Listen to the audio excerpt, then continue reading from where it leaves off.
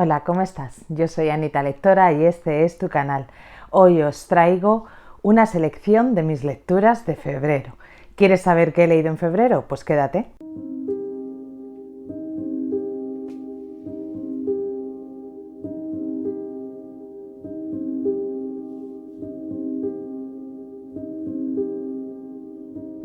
Ay, hola lectores, ¿cómo estáis? Pues nada, a ver qué tal la niña. Este mes se le ha dado bastante bien, pero está bien que no reduzca, porque si no la niña se enrolla, se enrolla, se enrolla.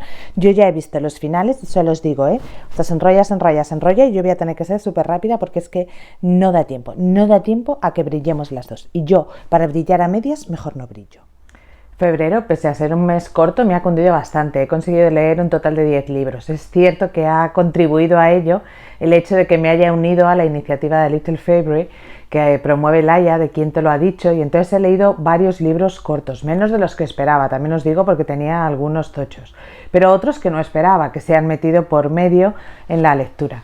Voy a traeros 6 de ellos porque hay otros que me reservo para otros vídeos temáticos y os voy a ir contando un poquito mis impresiones. El primero que os voy a traer es un libro que no tengo en físico porque me lo prestó la bibliotecaria del cole, que ella lo había cogido de la biblioteca y se lo leyó en nada y me dijo: Ana, léetelo, que yo creo que te puede gustar. Es de Stefan Zweig, Carta a una desconocida. Los que habéis visto vídeos anteriores sabéis que yo mi primera conexión o mi primer intento de leer a Zweig no fue demasiado exitoso. Leí este libro de historias que ahora no me sale, probablemente lo ponga por aquí. No me acuerdo del título. Bueno, un libro que te va contando los momentos estelares de la historia, creo que sí. Bueno, pues me leí ese y bueno, reconocí una bonita prosa, reconocí una bonita manera de escribir, pero es cierto que bueno, pues las historias no me llegaron a convencer, la selección no me llegó a convencer, la forma de narrarlo, pese a algunos ejemplos específicos, tampoco me gustó demasiado. Carta a una desconocida es un relato súper corto y es básicamente, como el título indica, un señor que recibe una carta sin remitente, no sabe de dónde viene, y en esta carta básicamente le dice que pues que es una mujer que ha estado enamorada de él toda la vida y que él básicamente no la ha visto ni reconocido pese a haber tenido interacciones con ella. Ella está en un momento personal malo y por eso decide escribir esta carta. Y la carta básicamente nos cuenta a ojos de ella cómo ella pues se enamoró de él, las interacciones que tuvo con él, etc. Es un libro bonito, o sea, está bien escrito, pero yo no podía dejar de pensar en que no entendía para nada el personaje femenino. O sea, no entendía para nada esa devoción, esa obsesión, porque yo no lo considero amor, ese sometimiento al otro, esa sensación de yo existo porque tú respiras, básicamente. Y pasé una parte del libro, dentro de que yo entendía que mostraba mucha emoción y que mostraba una historia pues que lo que pretende quizás ser amor, pero para mí, como os digo, es más un retrato de una obsesión. Sí es cierto que hacia el final del retrato, digamos que le sale cierta sangre a esa mujer y consigue pues como demostrar un poco de espíritu, no sé, un poco de no sometimiento y no andar de rodillas. Y quizá yo creo que es que la distancia temporal en este caso ha jugado una mala pasada al libro, o mi visión un poco escéptica o para nada compartida del amor que tienen en este libro. Entonces, bueno, en este segundo intento con Zweig me ha gustado más, es cierto, pero creo que para mí es un autor que me gusta en forma, pero no me gustan las historias que cuentan ni en el fondo. Daré una tercera oportunidad al autor, pero no sé, o sea, no conecto bien, pese a lo que os digo, que creo que tiene una narración muy bonita. Este autor, esta niña, resumamos. Yo creo que no prospera esta relación no prospera, ella le da oportunidades, la relación no prospera. yo creo que la diferencia de edad está haciendo mella. El segundo libro que os traigo es de un autor autopublicado del que fue una de mis mejores lecturas hace 2 años. En esta ocasión es la primera parte, Lo que prefiere la nieve durante el verano, de Pablo Sierra Mots. Hablábamos con él en una entrevista, en un encuentro que tuvimos con él, que lo de los títulos cortos no parece ir con él. Este libro, como os digo, es autopublicado, es la primera parte del cuaderno de Ica, que va a constar de 3 partes, están publicadas la primera y la segunda. Este es el libro de Bruno. El siguiente es el libro de Pura, que es el que os digo que entró entre mis mejores lecturas de 2021. Y luego tenemos, probablemente en breve, tendremos el libro de Claudia. Básicamente lo que vemos es una misma historia contada desde distintos puntos de vista, porque añaden esta parte personal a la visión de las historias, pero digamos que los personajes se repiten, interactúan, etc. Lo que prefiere la nieve durante el verano, vemos a Bruno, que está en un pueblo aislado, el pueblo de su infancia, donde veraneaba con sus abuelos paternos. Y bueno, en este pueblo pues Bruno vemos que está pasando por un momento difícil de su vida, pero no sabemos muy bien qué le ocurre. El libro lo que va haciendo no es saltos hacia atrás, saltos en la historia, e iremos viendo qué ha ocurrido con Bruno para que se vea en esa situación.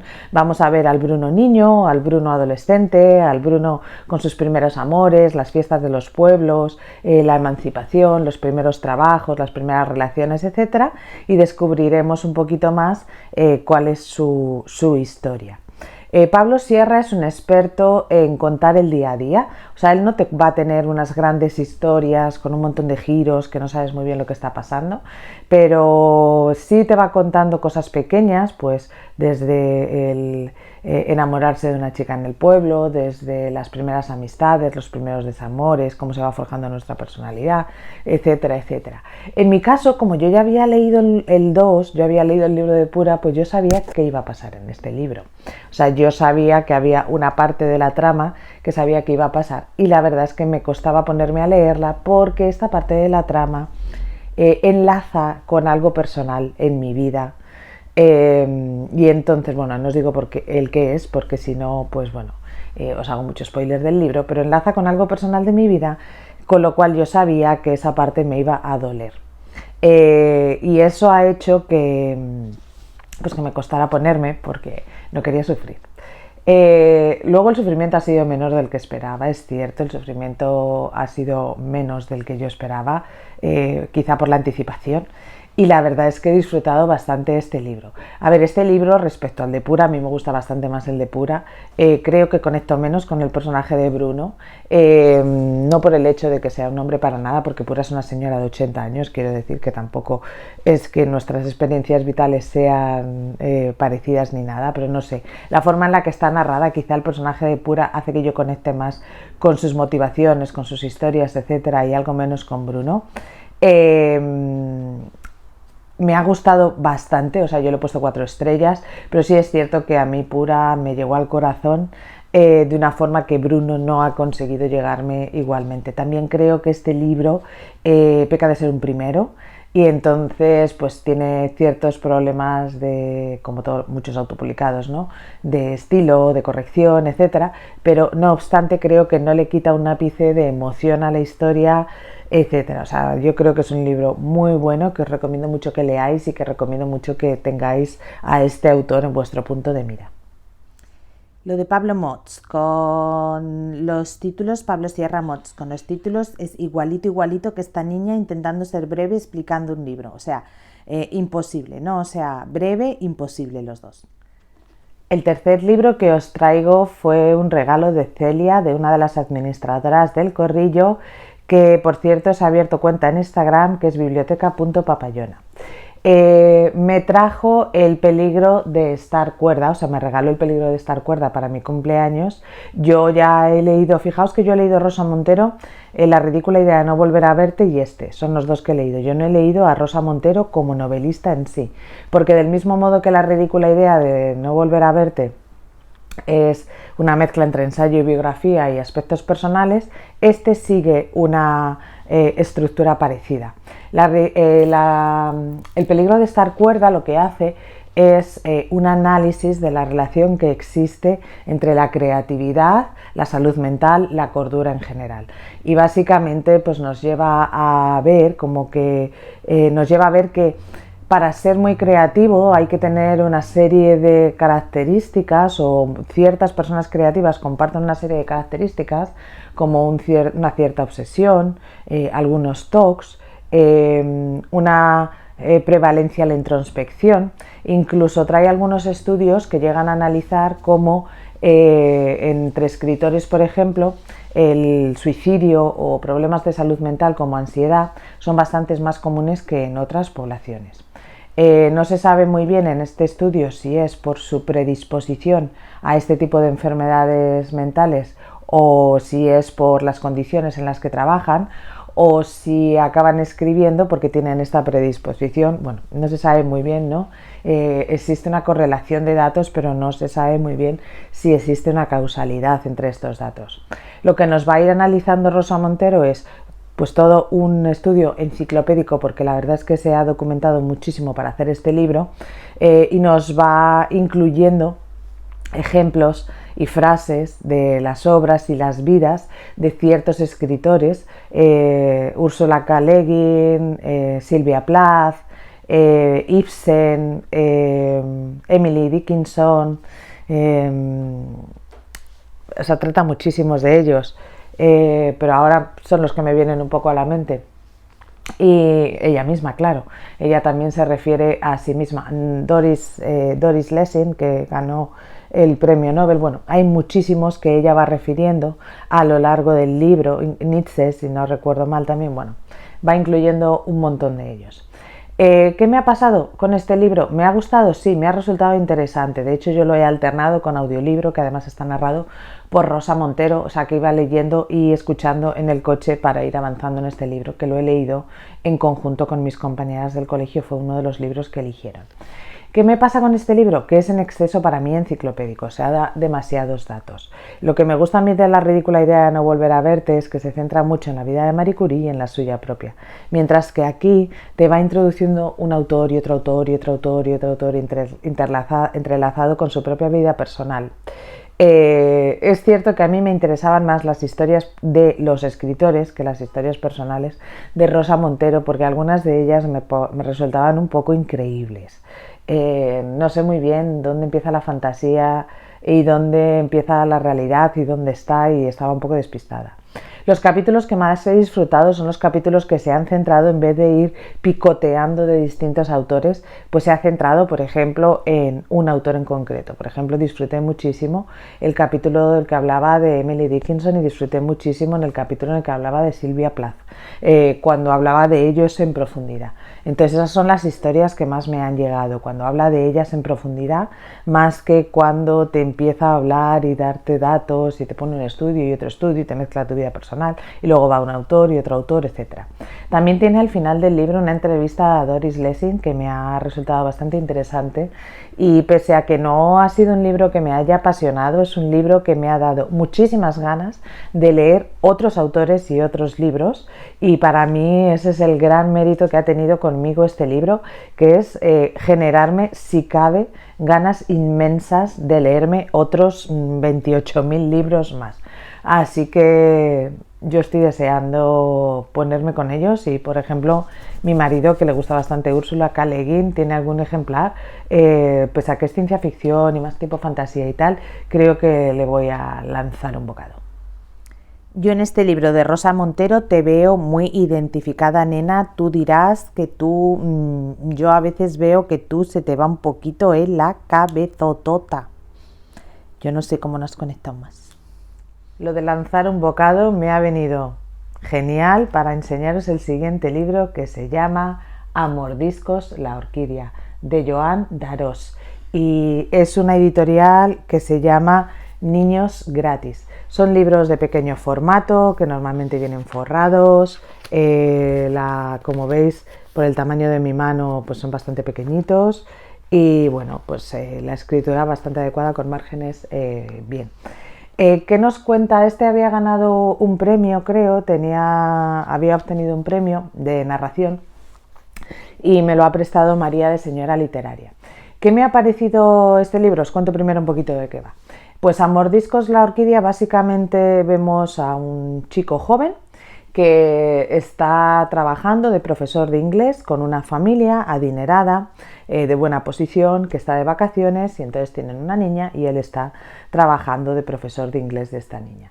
Es una familia bastante peculiar, es una familia en la que sus relaciones personales son bastante únicas, en los que entran y salen amigos de la familia y con una niña que parece ser pues un poco de altas capacidades, una niña de altas capacidades, que por lo tanto encaja socialmente mal en los centros en los que ha estado y deciden pues que bueno, que va a tener una educación más, que no va a terminar el curso y que va a tener una educación más en casa.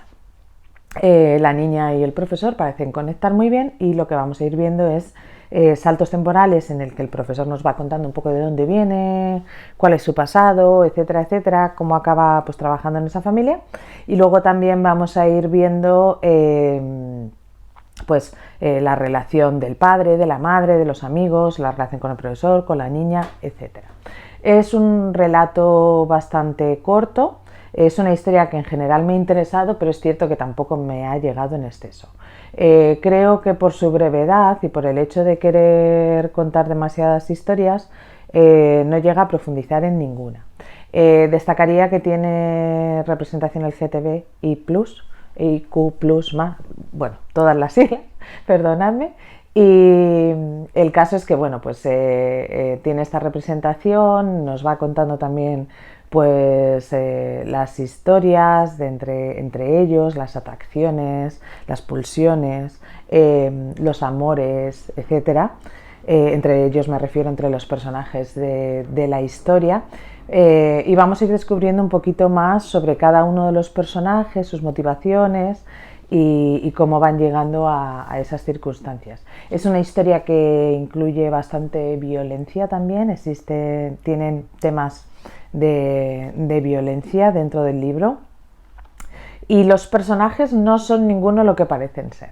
Como os digo, es una narración que me ha parecido bien, que es breve, etcétera, pero bueno, una historia para mí sin más. Os traigo ahora otro libro que también enlaza con el anterior, que es Canción Dulce. En este caso es una lectura que he hecho en lectura conjunta con El Corrillo Literario. Era nuestra lectura de febrero.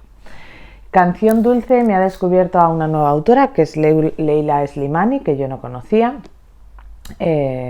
francesa de ascendencia marroquí. Y en este caso pues el libro empieza fortísimo, o sea, el libro empieza fuerte, creo que os lo leí en otro vídeo anterior, pero el libro empieza: el bebé ha muerto. Bastaron unos pocos segundos, el médico aseguró que no había sufrido. Básicamente empezamos con un niño muerto, una niña grave y una niñera que ha intentado suicidarse. Ese es el principio. ¿Estamos ante un thriller? No, no es para nada un thriller, o sea, no es una investigación policial, no importa lo que esté pasando con la investigación. Lo que vamos a descubrir es a la familia de los niños, a su madre, a su padre y a la niñera. Y una serie de personajes más, pues algún amigo, el jefe del bufete donde luego trabaja la madre, y vamos a alguna niñera que conocen en el parque, caseros, bueno, algunos personajes subsidiarios más, pero digamos que el núcleo de la historia va a ser esta familia y la niñera. Canción Dulce no tiene nada de dulce. Arranca con pues bueno, una familia parisina de clase media que pues se casan, deciden tener niños y ella decide tomarse un tiempo para la crianza de sus hijos. Tiene una niña, luego tiene un niño y pasados un tiempo pues ella siente que le gustaría volver a ejercer su profesión, pues bueno, porque se encuentra un compañero suyo de la universidad. Ella va con las pintas de madre, ¿no? Pues no sé si me he duchado o no, no sé si llevo un trozo de papilla colgado del pelo, llevo un moño, el chándal, no sé ni siquiera si la ropa que llevo está sucia o limpia, pero he sacado a los niños al parque un rato para que se despejen y me encuentro con esta cara que estoy teniendo a mi compañero de universidad, que él es un tío exitoso, que ha montado su bufete y no sé qué, y yo ¿a qué me dedico? A pasear niños. pues eso es un poco el detonante para que ella pues empiece a plantearse que, oye, tiene su carrera de abogado, le gustaría ejercer en ese bufete, ya tenía unos sueños antes de ser madre y cree que ha llegado el momento de desarrollarse profesionalmente y dejar en manos de otra persona la crianza. Pero ¿en manos de quién? Esa es la cosa. Llevamos a los niños a una guardería, les tenemos a alguien en casa, etcétera. Bueno, deciden hacer una serie de entrevistas y contratan a Luis porque bueno, hay una serie de temas raciales, etcétera, etcétera, involucrados. Luis parece ser la niñera perfecta, conecta bien con la madre, con los niños le tienen cariño, etcétera, etcétera, y cocina, arregla la casa, está disponible siempre, si llegas tarde no pasa nada, ella está ahí, tanto es así que hasta se la llevan de vacaciones. Esto es un poco el contexto de lo que es todo el libro. Lo que luego el libro habla es sobre crianza, sin duda. El libro nos habla de crianza. El libro nos habla de conciliación. El libro nos habla de volver a la vida laboral, etcétera, etcétera. Pero nos habla de otras cosas mucho más duras en un París menos idílico. En un París en el que hay pobreza, en el que hay precariedad, en el que hay racismo, en el que hay infravivienda, en el que para que yo pueda desarrollarme profesionalmente estoy pagando probablemente un salario bastante mísero a una persona que prácticamente no se puede permitir una vivienda adecuada, en cómo ponemos a gente que no conocemos dentro de nuestra casa, cómo confiamos lo más valioso que tenemos a estas personas, cómo en realidad no conocemos a nadie. Habla de la soledad, habla de la desconfianza, habla de pertenencia, habla de muchísimas cosas. ¿Me ha gustado? Sí y no. Sí me ha gustado a nivel tema, a nivel que me ha hecho reflexionar muchísimo, etcétera. Pero no es un libro fácil de leer en el sentido de que tenga demasiada estructura, deja un final muy abierto, no sabes muy bien por dónde te está llevando y creo que puede ser un libro, a mí me ha parecido un libro interesante, pero quizás no es un libro que yo recomendaría para todo el mundo. O sea, si te gustan los libros bien cerraditos, bien empacados, bien no sé qué y que sepas por dónde te lleva, no es tu libro. Si estás abierto a muchas interpretaciones, a discusiones, etcétera, yo diría que sí. Te recomiendo también, o sea, para mí ha enriquecido muchísimo la lectura el leerlo en conjunto. La mayoría de las personas que han leído este libro en el club no les ha gustado. O sea, la sensación general ha sido de no gustarles.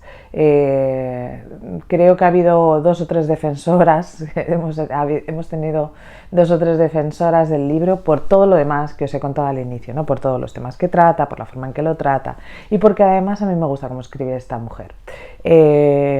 No creo que vaya a ser ni mucho menos de mis mejores lecturas del año, pero sí creo, o sea, yo no me arrepiento de haber leído este libro, me parece que es un libro interesante y creo que si te estás dispuesto a abordar todo lo que no es obvio en el libro y centrarte en todas aquellas cosas que no son obvias, bien. Ojo, tiene violencia, o sea, tiene violencia, no una violencia necesariamente física, a ver, los niños empiezan muertos, pero quiero decir, no se recrea en eso, no se recrea en esa violencia, pero tiene una violencia subyacente, psicológica, escenas desagradables, que no siempre contribuyen a la historia y esa ha sido una de las críticas que han hecho, ¿no? Y un final que no te queda muy claro, o sea, tú quieres saber qué ha llevado a Luis a eso y no está tan claro, o sea, te deja muy abierto a tu interpretación, porque sí es cierto que habla mucho de enfermedades mentales, habla muchísimo de enfermedades mentales, pero no desde el juicio, o sea, no habla la enfermedad mental desde el juicio, sino que ella presenta y tú como observador evalúas lo que estás viendo y juzgas tú, no juzga ella. Yo creo que, como os digo, es un libro que no es agradable ni dulce, pero a mí es un libro que me ha resultado bastante interesante leerlo y sobre todo debatirlo.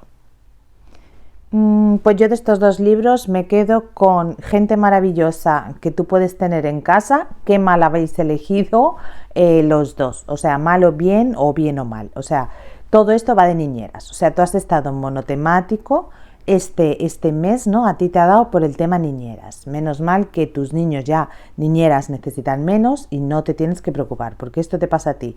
Tú te lees estos libros cuando tus niños eran pequeños y se te va el perolo, se te va.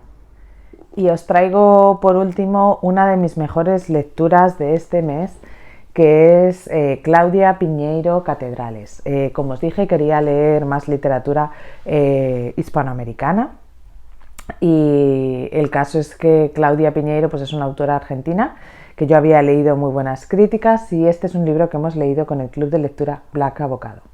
El Club de Lectura Black Avocado se centra en thrillers, y así es como venden esta historia. ¿Es un thriller? Para mí en absoluto es un thriller.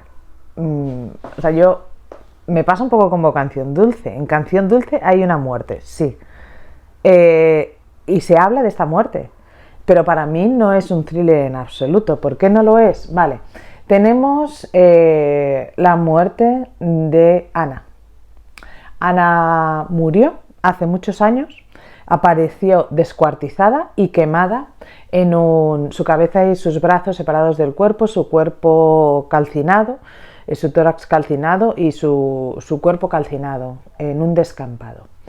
Y lo que nos cuenta la historia es qué ha pasado con la familia después de la muerte de Ana y cómo ha influido a la familia la muerte de Ana.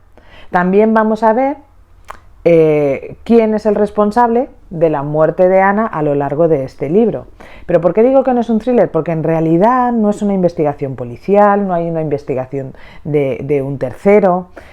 Básicamente el libro está dividido en distintos capítulos que corresponden a la mirada de diferentes personajes, y esta mirada de diferentes personajes pues nos va a ir contando quién es Ana, quién es la familia, cómo era la familia, cómo se estructuraba, qué relaciones tenían entre ellos, etc. Vamos a ver un primer capítulo de Lía, que era la hermana más cercana a Ana. Son 3 hermanas, y entonces Lía no es capaz de afrontar la muerte de su hermana, decide emigrar, acaba en España, en Santiago de Compostela, poniendo una librería, y se comunica con su padre a través de cartas, pero ella dice que no quiere saber nada de la vida diaria de cada uno de ellos. Es como que quisiera congelar el tiempo hasta que no se haya resuelto el crimen de su hermana. Vemos la historia a través de Mateo, que es el sobrino de Lía, y de Ana. Vamos a ver la historia a través de la amiga de Ana, del padre de Ana, del cuñado de Ana, del hermano de Ana, del policía, etc. De Ana, incluso. O sea, Ana es omnipresente, pero no aparece su propia visión. Entonces lo que vamos viendo es esto. Vamos viendo en los distintos capítulos cómo ha impactado la muerte de Ana en los vivos. Por eso yo no considero que sea un thriller. Me ha parecido interesante, me ha parecido muy interesante. De hecho, le he puesto 4,5 estrellas a este libro, y os recomiendo muchísimo que lo leáis. Me ha parecido, como os digo, muy interesante la forma de escribir. ¿Por qué no le he dado 5 estrellas? Porque en los capítulos finales pues me parece un poco excesivamente largo, un poco redundante. Creo que habiendo cortado un poquito el final me hubiera gustado más. Pero me ha gustado mucho la forma de narrar, me parece que utiliza muy bien la voz. Yo uno de mis problemas era a ver si iba a tener demasiados localismos y me iba a costar entenderlo para nada. No he sentido para nada que estuviera leyendo algo que me fuera complicado de entender en absoluto. Hace unos análisis muy interesantes de cómo evoluciona la lengua, de la religión, de las relaciones familiares, de la memoria, de la lealtad, de muchísimas cosas. Y es un libro que me ha gustado mucho esta autora, y parece ser que no es de sus mejores libros, con lo cual yo encantada de la vida, porque estoy deseando seguir leyéndola. Y vamos, yo creo que Claudia Piñeiro en mi caso ha venido para quedarse. Es una autora que me ha convencido, y es un libro que os recomiendo muchísimo. Este libro, un thriller que os traigo más adelante, que es La Dama y la Muerte, en otro libro, en otro vídeo que os haré temático de thrillers. Y Caballero en Moscú, que me lo he leído y me ha encantado, pero lo voy a hacer en un vídeo de ficción histórica que estoy preparando. Pues han sido mis 3 mejores lecturas de este mes, y Catedrales y Un caballero en Moscú se han posicionado las 2 primeras. Así que no os puedo más que recomendar que leáis a esta autora, y seguro que la vais a acabar viendo por el canal en otras muchas ocasiones. Pues si dice que esta autora ha venido para quedarse, esperaos y agarraos, que vienen curvas, que es que vais a acabar de ella hasta el capirote.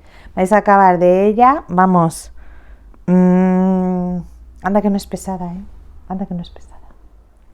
Y bueno, como veis, me enrollo más que una persiana cuando hablo de libros, por eso es imposible que yo traiga una selección de 10 libros, porque estaríamos aquí 450 horas. Yo solo creo que Elsa, cuando vea lo que me he enrollado, va a entrar en cólera, porque me he puesto a hablar, y no le voy a dejar espacio casi a ella, pero bueno, es lo que hay.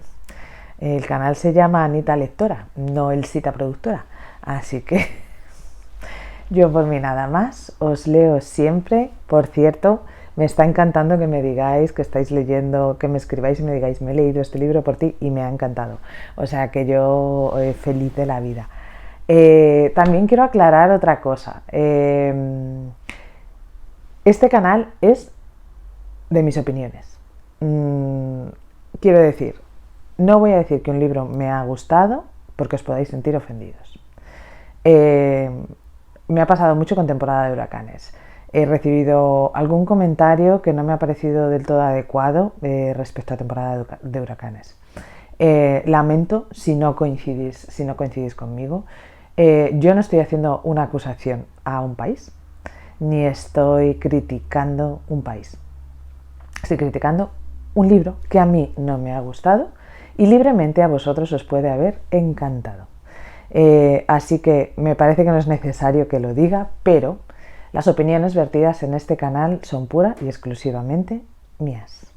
Y podéis diferir, pero yo no voy a cambiar mis opiniones porque no os gusta lo que estoy diciendo. Lamento el tono, pero así es. Así que os deseo muy buena semana y un besito muy grande. Adiós. Ay, pues bueno, por mí nada más. Como habéis visto, he estado súper breve porque esta niña hoy se ha enrollado y no puede ser, y lo que no puede ser, no puede ser, y lo que no es, no es. Yo os digo que el próximo vídeo o uno de los próximos vídeos a mí me va a encantar porque es de autores que a la niña le gustan mucho con libros que a la niña no le han gustado de esos autores. O sea, haciendo crítica a la niña, ¿eh? Yo